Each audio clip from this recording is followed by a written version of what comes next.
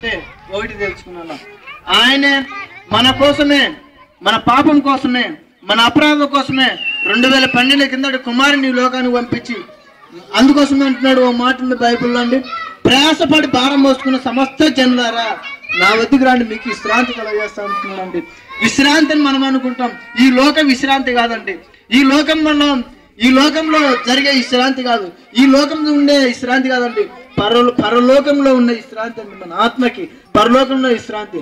ఆ విశ్రాంతి కావాలంటే 2000 కిందట 18 కిందట ప్రవేణ ఇక ఈ లోకానికి వచ్చి కుమారుడు లోకానికి మన పాపం కోసం, మన అపరాధం కోసం ఆయన మరణించి చనిపోయి సమాధి పెట్టి 3వ దినంలో యేసు సజీవుడు అండి. ఆయన పేరే నజరేయుడైన యేసు.